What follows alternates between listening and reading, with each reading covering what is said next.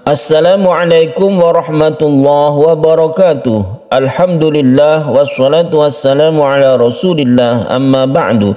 Para pecinta Al-Quran yang berbahagia, pada kesempatan yang baik ini kita akan berlatih tartil Quran di surah Ali Imran ayat 20, di mana di sini kita akan secara khusus membahas tentang mad tamkin. Apa itu mad tamkin, contoh dan cara membacanya. Mari kita simak bersama-sama. A'udzu billahi minasy syaithanir rajim. Bismillahirrahmanirrahim. Fa in hajjuka faqul aslamtu wajhiya lillahi wa man taba'an wa qul lilladzina utul kitaba wal ummiyina aslamtum fa in aslamu faqad ihtadaw wa in tawallaw fa innama 'alaikal balagh wallahu basirum bil ibad. Para pecinta Al-Quran yang berbahagia, marilah kita bahas tajwid yang ada di ayat ini. Dari depan fa in hajjuka ada nun mati bertemu dengan ha, kita sebut dengan izhar halqi. Izhar artinya terang atau jelas, halqi artinya tenggorokan, bahwa huruf-huruf izhar itu ada di tenggorokan makhrajnya. Makhraj artinya tempat keluarnya huruf, di mana huruf ha ini salah satu dari 6 huruf izhar halqi. Fa in had, jadi kita tidak mendengungkan innya ini fa in, tapi dibaca jelas suara nunnya. Fa in hajjuka faqul, ha juga mad lazim mutawal atau disebut juga mad lazim musaqqal kilmi, di mana kita membacanya 3 alif atau dipanjangkan dulu baru ditasydidkan.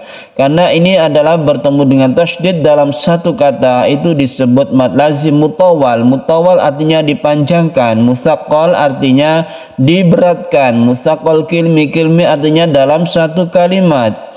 Fa in hajjuka faqul aslamtu wajhi.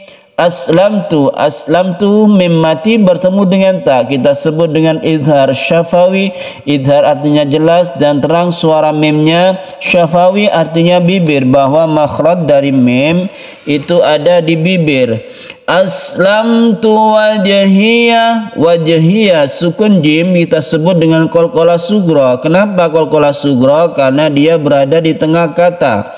Kalau di akhir kalimat yang diwaqafkan atau kita di akhir ayat itu disebut qalqalah kubra, tapi yang ini adalah qalqalah sughra. Sughra artinya kecil, bahwa membacanya itu biasa saja. Yang penting kita pantulkan jimnya. Wajhiya lillah, lillah ini lafaz Allah yang sebelumnya kasrah, kita baca tarqiq atau tipis. Lam jalalah itu namanya. Lam inilah yang kadang dibaca tarqiq, kadang dibaca tafkhim, tergantung kita lihat sebelumnya. Kalau sebelumnya kasrah maka dibaca tarqiq atau tipis. Wajhiya lillahi wa manittaba'an, wa manittaba'an. Hati-hati di sini, ini tidak panjang, ini hanya sukun nun dan tidak dimatkan. Tidak ada mat di sini, hanya kita mematikan nun, mensukun nun. Fa in hajjuka faqul aslamtu wajhiya lillahi wa manittaba'an, wa manittaba'an. Jadi langsung, akan tetapi dia itu tidak guna. Jangan digunakan meskipun nun ini mempunyai sifat tawassut sama dengan huruf yang lain, yaitu lam Nun, ain, mim, dan ro itu sama-sama mempunyai sifat tawasud atau tengah-tengah. Dia tidak terlalu ditekan dan tidak terlalu dilepas. Kalau ditekan itu namanya syiddah, kalau dilepas itu namanya rokhawah. Yang ini disebut tawasud. Nah, kita membacanya tidak terlalu ditekan. Wa manittaba'an itu ditekan. Yang betul adalah dilemaskan saja tengah-tengah. Wa manittaba'an, wa manittaba'an.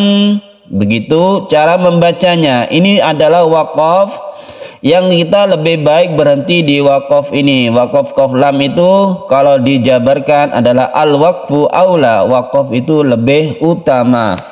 Wa kullil ladzina, wa kullil ladzina. Ada lam bertemu dengan lam kita sebut dengan idgham mutamatsilain. Idgham mutamatsilain itu adalah apabila ada dua huruf yang sama, yang satu sukun, yang satu hidup, itu sama persis sifat dan makhrajnya. Alias huruf itu memang sama persis, lam bertemu lam, ba bertemu ba, dan lain sebagainya. Maka kita baca idgham mutamatsilain atau idgham mislain, atau ada yang menyebut idgham misli, itu sama saja. Yang penting cara membacanya yaitu diidghamkan. Idgham artinya masuk ke huruf berikutnya sehingga menimbulkan tasydid di sini.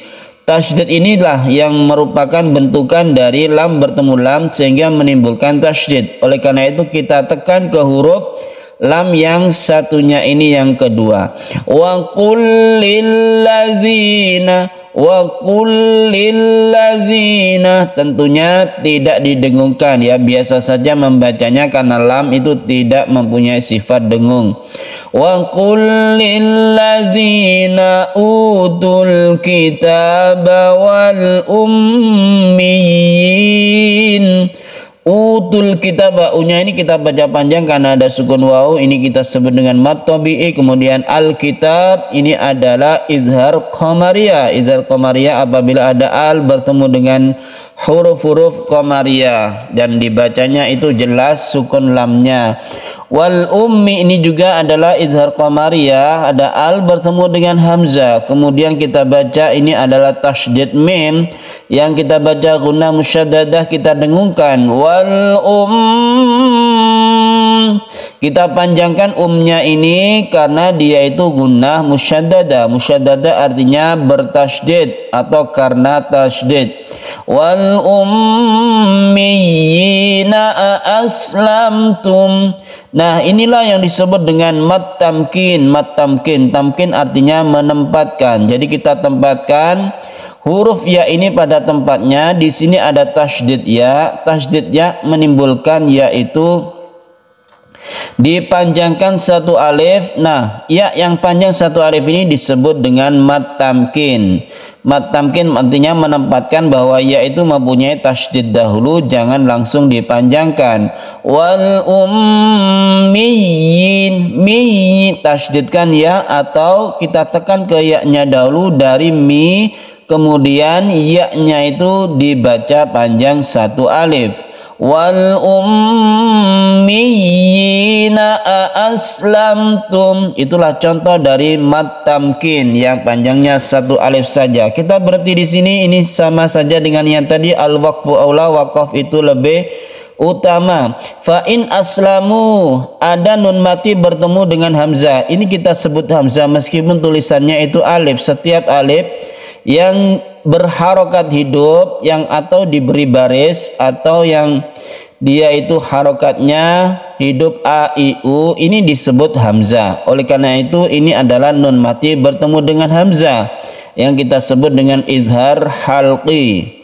Fa in aslamu faqad ihtadaw, faqad ihtadaw, membacanya satu alif saja. Ini adalah mad lain atau matlin, ini membacanya sukun wawu yang sebelumnya ada fathah itu menuju u. Faqad ihtadaw.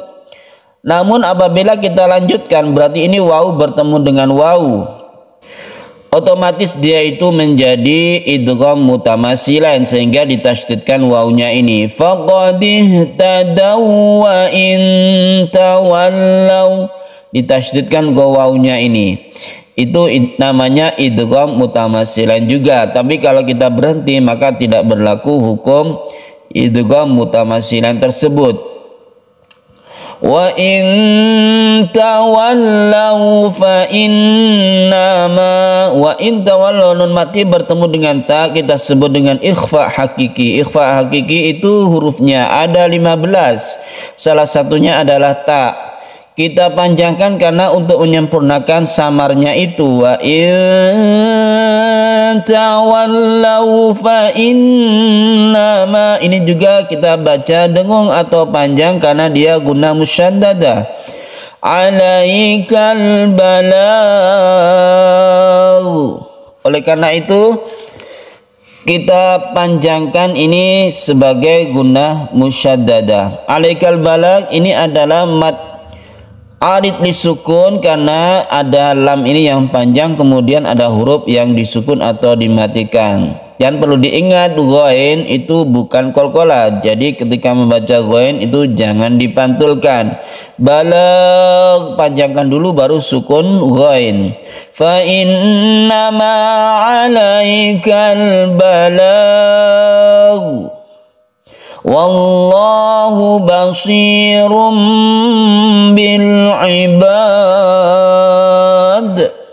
Wallahu basirum, ini adalah lam jalalah yang kita baca tafkhim atau tebal karena ada lafaz Allah, sebelumnya ada fathah. Basirum bil ibad, ada tanwin bertemu dengan ba kita sebut dengan iklab.